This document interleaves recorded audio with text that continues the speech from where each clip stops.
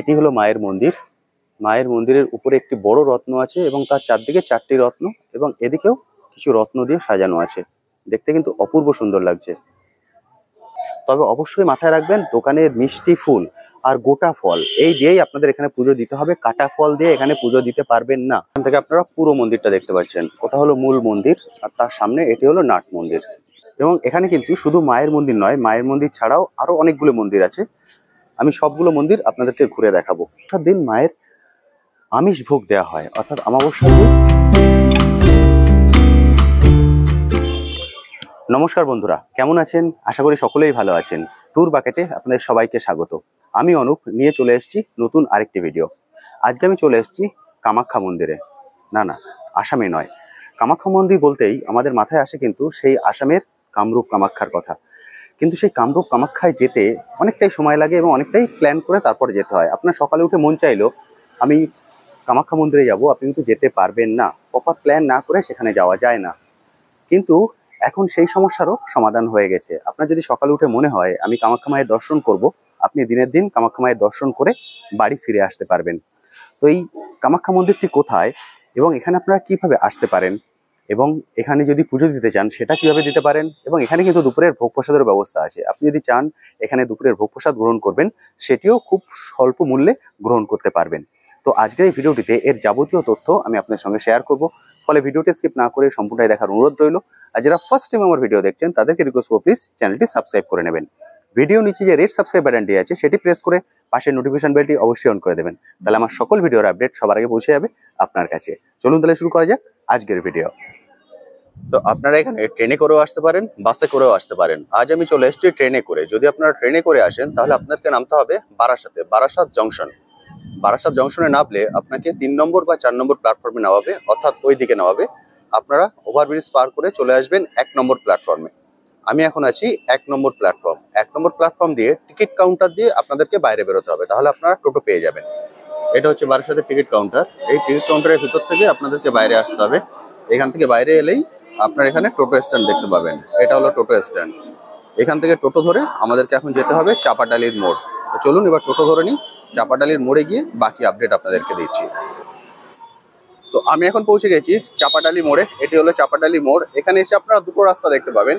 এটা দিয়ে যদি যান তাহলে আপনারা বনগা পৌঁছে যাবেন, আর ওটা দিয়ে গেলে টাকি বসিরহাটে পৌঁছে যাবেন। আমাদেরকে ওই টাকি বসিরহাটের রাস্তাটি ধরতে হবে। আমি এখন চলে এসেছি টাকি রোডে। এই যে রোডটা দেখছেন এটা হলো টাকি রোড। টাকি রোডে চলে এসে আপনারা বাদিকে দেখতে পাবেন অটো স্ট্যান্ড। দেখুন অটোগুলো দাঁড়িয়ে আছে, কিন্তু বাদিকের অটো আপনাদের ধরতে হবে না, আপনাদের চলে আসতে হবে ডান দিকে। ডান দিকে দেখুন এখানে একটা তোরণ দেখা যাচ্ছে, স্বামী বিবেকানন্দ রোড। এই যে স্বামী বিবেকানন্দ রোড, এর মধ্যে ঢুকে যেতে হবে। এখান থেকে গিয়ে আমাদের টোটো ধরতে হবে। এখান থেকেই আমরা টোটো ধরবো। এখান থেকে আপনারা টোটো ধরে নেবেন। টোটোকে বলবেন কামাখ্যা মন্দিরে যাব, একদম আপনাদের মন্দিরের সামনে নিয়ে যাবে। আপনারা টোটো করে এলে আপনাদেরকে এখানে নামিয়ে দেবে। এখানে নামিয়ে দিলেই আপনারা বাদিকে দেখতে পাবেন এটি হলো মন্দির। মন্দির চত্বরটা কিন্তু অনেকটাই বড়। আর সামনে যেটা দেখছেন ওটা হলো টোটো স্ট্যান্ড। আপনাদেরকে ওখানেও নামাতে পারে, এখানেও নামাতে পারে। একদম মন্দিরের সামনে আপনাদেরকে নামিয়ে দেবে। মানে টোটো থেকে নেমে আপনাদের কিন্তু আর হাঁটতে হবে না, একদম মন্দিরে পৌঁছে যাবেন। এটি হলো মন্দির। আর দেখুন মন্দিরের দেয়ালে গীতার বিভিন্ন বাণী লেখা আছে।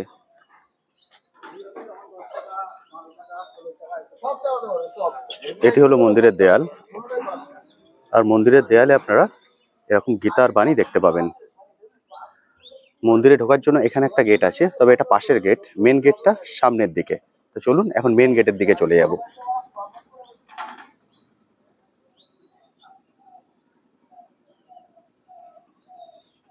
তেসরা মার্চ এখানে একটা অনুষ্ঠান আছে, তার যাবতীয় বিবরণ এখানে দেয়া আছে। আমি সেটা শেয়ার করে দিলাম। কেউ যদি সেদিন আসতে চান অবশ্যই চলে আসতে পারেন।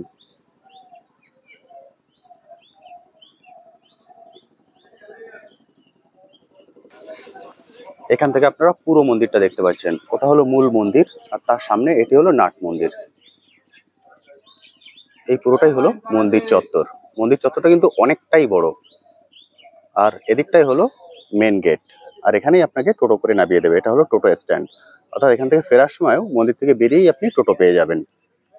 এটি হলো মন্দিরের মেন গেট। মন্দিরের মেন গেট কিন্তু দেখতে অসাধারণ সুন্দর। কামাখ্যাপীঠ সেবা সংঘ, স্থাপিত 1392। মন্দিরের মেন গেটটি বন্ধ আছে। আমি কথা বললাম, উনি বললেন মন্দিরের মেন গেট যেটা এটা এটা বন্ধই থাকে, সাইডে যে ছোট গেটটি আছে ওটা খোলা থাকে, ওখান দিয়ে ঢুকতে হবে আপনাদেরকে। আর যদি কখনো গাড়ি বা কিছু আসে বড় ধরনের, তখনই এই মেন গেটটা খোলা হয়। তাছাড়া ওই ছোট গেটটা দিয়ে আমাদেরকে ভিতরে চলে যেতে হবে। তো চলুন এবার ছোট গেটটা দিয়ে ভিতরে ঢুকে যাই। এটা হলো পাশের ছোট গেট। তো চলুন এটা দিয়ে এবার ভিতরটায় চলে যাই। এটা হলো মায়ের মূল মন্দির। তো চলুন ভিতরটায় যাই। এটা হলো পুরো মন্দির চত্বর। তো চলুন সবার প্রথম আগে জুতোটাকে খুলে রাখি। এটা কার্যালয়, এখানে ফোন নাম্বারটাও দেওয়া আছে। যদি আপনারা চান ফোন নাম্বারটা কিন্তু সেভ করে নিতে পারেন। যদি কোনো বিষয়ে জিজ্ঞাসা থাকে এই ফোন নাম্বারে ফোন করে জেনে নিতে পারেন।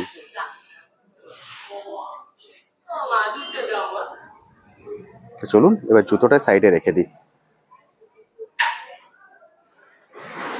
এই মন্দিরে 10টা থেকে পুজো শুরু হয়, ফলে আপনারা যদি চান এখানে পুজো দিতে তাহলে অবশ্যই 10টার মধ্যে চলে আসবেন, এসে এখানে পুজো দিয়ে নেবেন। তবে পুজোর ডালা, ফুল, মিষ্টি এগুলো কিন্তু একদম এর বাইরে পাবেন না, এখানে দোকান নেই। ফলে আপনারা বারাসাতে বাজার থেকে কিনে আনতে পারেন বা আপনারা বাড়ি থেকেও নিয়ে আসতে পারেন। তবে অবশ্যই মাথায় রাখবেন দোকানের মিষ্টি, ফুল আর গোটা ফল এই দিয়েই আপনাদের এখানে পুজো দিতে হবে। কাটা ফল দিয়ে এখানে পুজো দিতে পারবেন না। অর্থাৎ গোটা ফল নিয়ে আসবেন, দোকানের মিষ্টি আর ফুল এগুলো এনেই আপনারা এখানে পুজো দিতে পারবেন।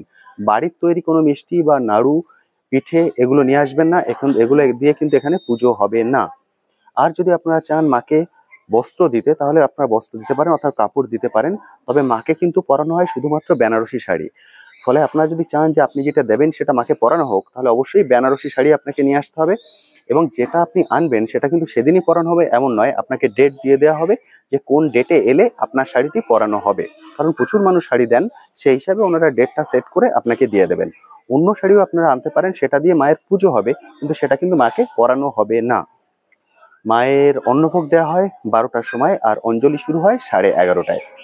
মায়ের মন্দিরের সামনে আপনি একটি নাট মন্দির দেখতে পাবেন, এটি হলো নাট মন্দির। এটি নাট মন্দির। আর নাট মন্দিরের একদম শেষ মাথায় দূরে যেটি দেখছেন ওটি হলো মায়ের মন্দির। এবং এখানে কিন্তু শুধু মায়ের মন্দির নয়, মায়ের মন্দির ছাড়াও আরো অনেকগুলো মন্দির আছে। আমি সবগুলো মন্দির আপনাদেরকে ঘুরে দেখাবো। এদিকে একটা মন্দির আছে, তারপরে আরেকটা মন্দির, তারপর মায়ের মন্দির, এবং ওদিকেও আরেকটা মন্দির। অর্থাৎ এখানে টোটাল 3 থেকে 4টে মন্দির আছে মায়ের মন্দির ছাড়া। সেই মন্দিরগুলোও আমি একে একে আপনাদেরকে ঘুরিয়ে দেখাবো। তো চলুন সবার প্রথম নাট মন্দিরের ভিতরে চলে যাই।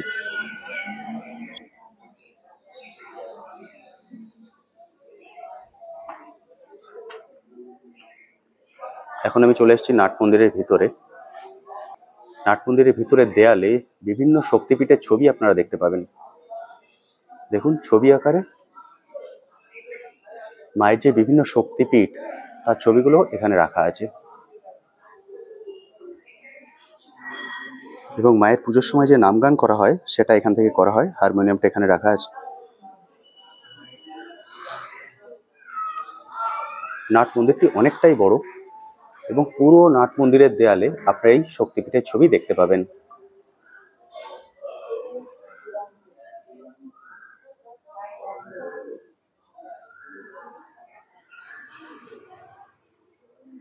অসাধারণ সুন্দর কিন্তু। এবার চলুন কামাখ্যা মায়ের ছবিটি আপনাদেরকে দেখিয়ে দিই।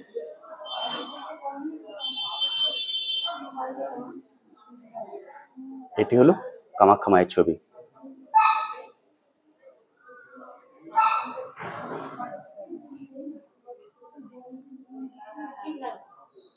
ওটি হলো মূল মন্দির।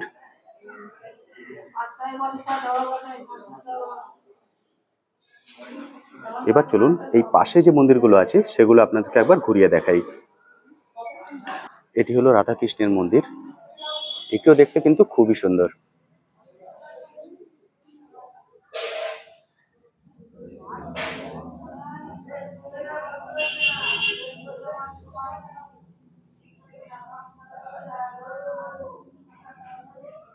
এটা হলো রাধাকৃষ্ণের মন্দির।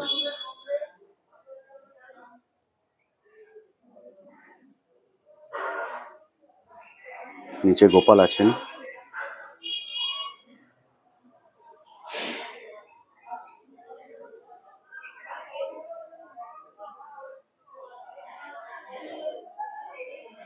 খুবই সুন্দর। এখানে আরেকটি মন্দির আছে, এটি হলো ভোলা মহেশ্বরের মন্দির, অর্থাৎ শিব ঠাকুরের মন্দির। এটি হলো ভোলা মহেশ্বরের মন্দির। উপরে একটি বেল গাছ আছে, খুব সুন্দর লাগছে কিন্তু দেখতে। খুব সুন্দর করে সাজানো গোছানো, দেখুন অপূর্ব সুন্দর লাগছে।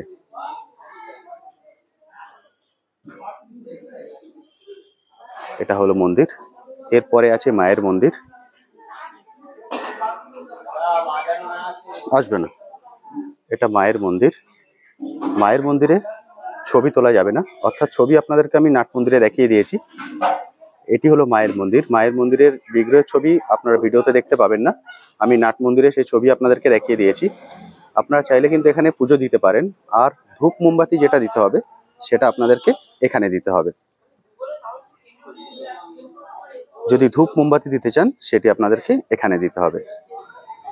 এটি হলো মায়ের মন্দির।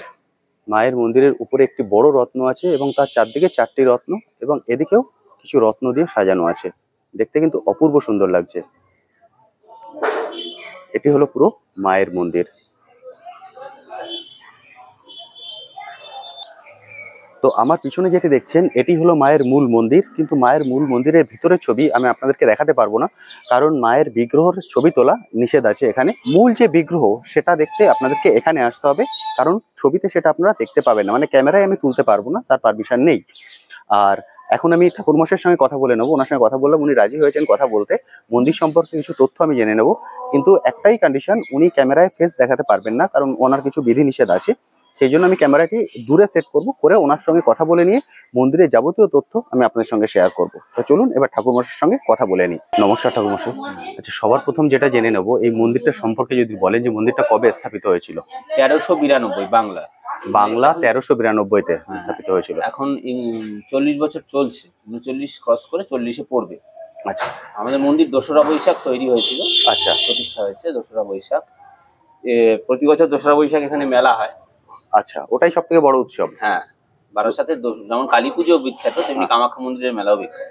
আচ্ছা, মেলাটা কি এই মন্দিরের সামনে যে মাঠটা দেখছো ওখানে হয়? না, এখানে না, শুধু অভিযান বলে একটা মাঠ আছে, আসার পথে পড়ে, সেখানে হয়। এই রাস্তার দুপাশে সব দোকান বসে।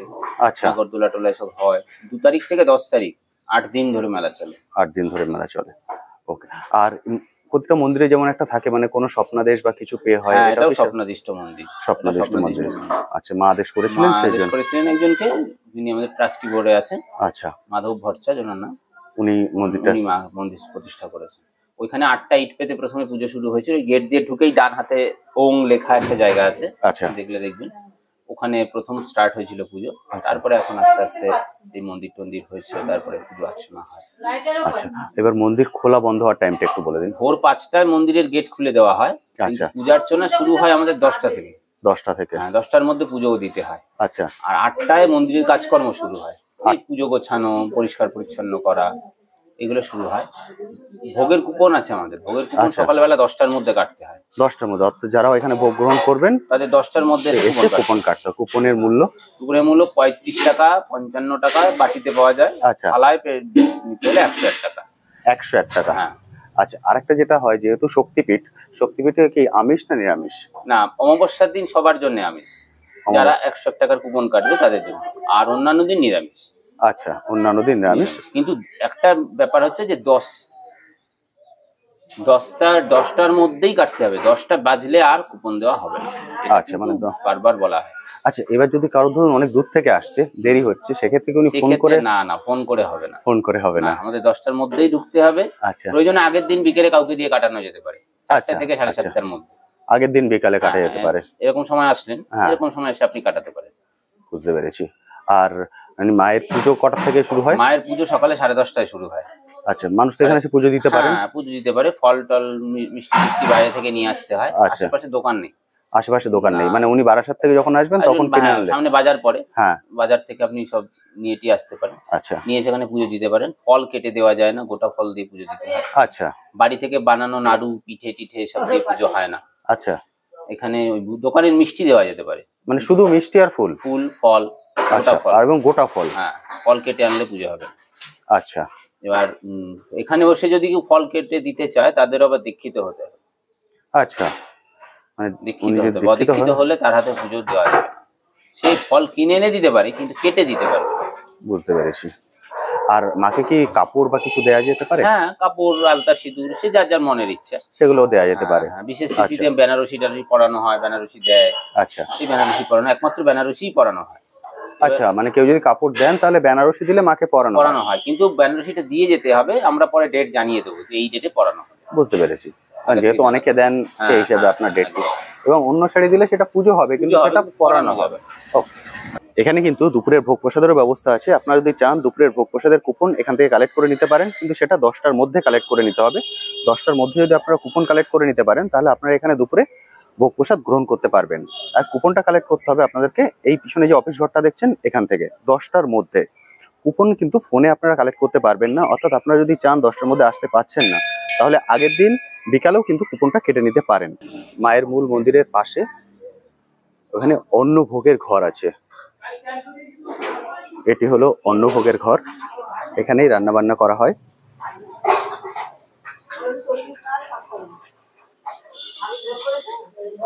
এখানেই রান্না বান্না চলে। আপনার এখানে দুপুরের ভোগ প্রসাদে যে কুপন কাটবেন তার মূল্য কিন্তু 3 রকম আছে, অর্থাৎ 35, 55 এবং 110। 35 এবং 55 যে প্রসাদ আপনারা পাবেন সেটা আপনারা বাটিতে পাবেন, আর 110-এর কুপন যদি আপনারা কাটেন তাহলে আপনারা থালায় প্রসাদ পাবেন, এখানে বসে খেতে পারবেন। ফলে আমি আপনাদের রিকোয়েস্ট করবো অবশ্যই 110-এর কুপনটি কাটবেন, তাহলে দুপুরে বসে খুব সুন্দরভাবে মায়ের ভোগ প্রসাদ গ্রহণ করতে পারবেন।